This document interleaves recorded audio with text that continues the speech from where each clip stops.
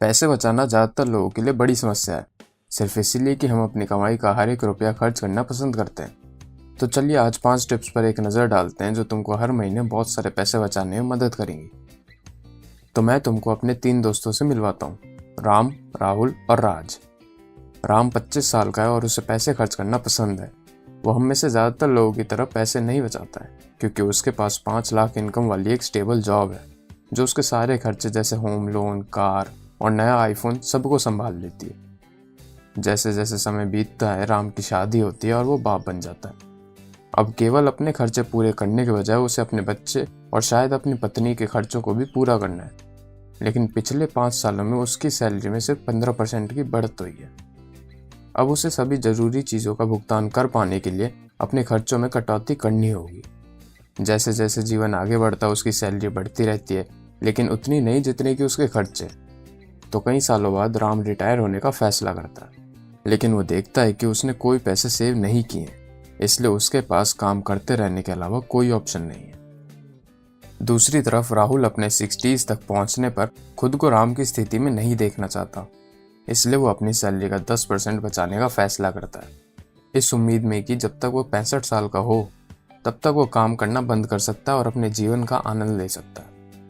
40 सालों के बाद ये मान कर कि उसकी सैलरी हर साल एवरेज 3% से बढ़ती है, तो वह 37 लाख रुपए बचा लेता है। जाहिर है दुनिया की यात्रा करने और अगले 20 सालों के लिए अपने खर्चों को पूरा करने के लिए ये पर्याप्त पैसा नहीं है, लेकिन कम से कम राम से काफ़ी बेहतर है। अब हमारा तीसरा दोस्त राज, जो 25 साल का है और सेम पैसे ही कमाता है, तो उसको पता चलता है कि अपनी सैलरी का 10% बचाने से वो जल्दी फाइनेंशियल फ्री तो नहीं होने वाला है, इसलिए वो एक अलग तरीका अपनाने का फैसला करता है। वो अपनी सैलरी का 10% सेव करने के बजाय 25% सेव करने का फैसला करता है, और केवल इसे सेव करने के बजाय वो इसे एक इन्वेस्टमेंट फंड में इन्वेस्ट करता है, जिसमें उसे एवरेज 10% का कंपाउंड इंटरेस्ट मिलता है। अपने दूसरे 2 दोस्तों की ही तरह उसकी सैलरी में भी एवरेज 3% की हर साल बढ़त होती है। हालांकि उसकी सैलरी हर साल बढ़ रही है, पर यह मानते हुए कि वह अपनी सैलरी में से केवल 1,25,000 ही इन्वेस्ट करता रहता है, केवल 10 सालों के अंदर उसकी सेविंग्स 23 लाख से भी ज़्यादा हो जाती है। वो उन पैसों को वापस ले सकता है और अपना खुद का बिजनेस शुरू कर सकता है, और फिर शायद पहले ही रिटायर हो सकता है, या वो इसे केवल एक इन्वेस्टमेंट फंड में रख सकता है और अपने बचे हुए जीवन के लिए एक पैसा भी बचाए बिना उसके सिर्फ शुरू के 23 लाख की सेविंग्स 4 करोड़ तक बढ़ जाएगी जब तक वो रिटायर होगा। तो राम और राहुल से तुलना करें तो राज या तो पहले रिटायर हो जाएगा या एक बढ़िया रिटायरमेंट लेगा। राज को दूसरे दोस्त से क्या अलग करता है? वो जानता था कि अगर वो शुरू के अपने जीवन के 10 साल बलिदान कर देगा तो वो अपना बचा हुआ जीवन अपनी इच्छा अनुसार जी सकेगा। तो फर्स्ट आइडिया यही है कि you should know the purpose of your savings. मतलब तुमको ठीक से पता होना चाहिए कि तुम सबसे पहले सेव कर क्यों रहे हो। बहुत से लोग सेव करना छोड़ देते हैं या बंद कर देते हैं क्योंकि वे नहीं जानते कि वे सेव कर क्यों रहे हैं। तुम्हारा गोल एक शानदार शादी या एक नई कार के लिए सेव करना नहीं होना चाहिए, क्योंकि एक बार जब तुम उस कार को खरीद लोगे तो तुम वापस से अपने पुराने हाल पर आ जाओगे और फिर से उन फाइनेंशियल चैलेंजेस का सामना करोगे। इसलिए तुम्हारा एंड गोल फाइनेंशियल फ्रीडम पाना होना चाहिए। टिप नंबर 2 है पे योरसेल्फ फर्स्ट। अपनी सैलरी में से एक पैसा भी खर्च करने से पहले उसका एक हिस्सा अपनी सेविंग्स में रख दें। आपको इस पैसे को किसी भी परिस्थिति में खर्च नहीं करना, चाहे आपको कुछ भी लेना हो या करना हो। इस पैसे को कहीं भी खर्च नहीं किया जा सकता है, हाँ बस केवल इन्वेस्ट किया जा सकता है। इसको अपने टैक्सेस जैसा समझो, कुछ ऐसा जो तुम्हें पे करना ही है, चाहे तुमको पसंद आए या ना आए। Number 3, know your expenses. अगर तुम हमेशा सेव करने वालों में से नहीं हो तो इसे शुरू करना वास्तव में मुश्किल हो सकता है, खासकर शुरू के कुछ महीनों में जब तुमको पता चलता है कि तुम्हारी सेविंग्स उतनी तेज़ी से नहीं बढ़ रही है जितनी तेज़ी से आप चाहते हो। इसलिए इसके बजाय पहले अपने खर्चों को जान लें।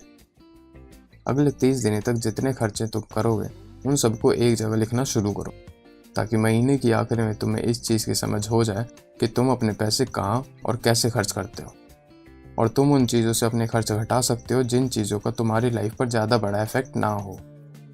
जैसे कि हर सुबह एक बाहर की कॉफ़ी या नाश्ता खरीदने के बजाय तुम इसे खुद बना सकते हो, और ड्राइविंग के बजाय अपने जॉब पर जाने के लिए पब्लिक ट्रांसपोर्ट का यूज़ कर सकते हो अगर ये ज़्यादा अफोर्डेबल है तो। और तुम इसी तरह कुछ 500-1000 रुपये हर महीने बचा सकते हो, नंबर 4, प्रोक्रेस्टिनेट। प्रोक्रेस्टिनेशन खराब है, लेकिन इस मामले में नहीं।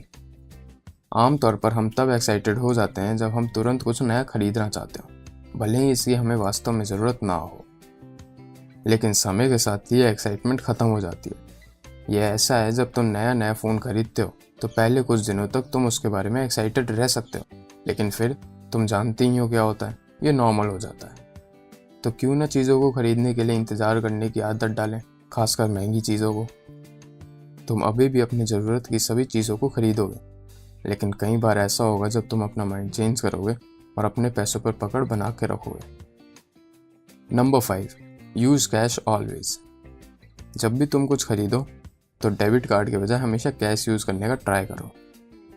चाहे तुम रेस्टोरेंट में खाना ऑर्डर कर रहे हो या किराने का सामान कुछ ले रहे हो, अपने क्रेडिट कार्ड को स्वाइप करने की तुलना में 2000 रुपये देना बहुत कठिन है।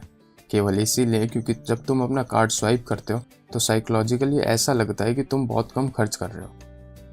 समय के साथ तुम ज़्यादा जागरूक खर्च करने वाले बन जाओगे और तुम उन चीज़ों को ज़्यादा खरीदोगे जो असल में ज़रूरी है, और उन चीज़ों को कम जिसकी बस चाहत है, वो ज़रूरी नहीं है। तो ये थी वो 5 टिप जो आपको पैसे बचाने में मदद करेंगे। मुझे उम्मीद है कि तुमने वीडियो को एंजॉय किया होगा और कुछ यूज़फुल सीखा होगा। अगर आपको ये वीडियो पसंद आई तो इसे लाइक करें और अपने दोस्तों के साथ शेयर करें। और ऐसी ही पैसों और इन्वेस्टिंग से रिलेटेड वीडियोस देखने के लिए हमारे चैनल को सब्सक्राइब करें। देखने के लिए धन्यवाद।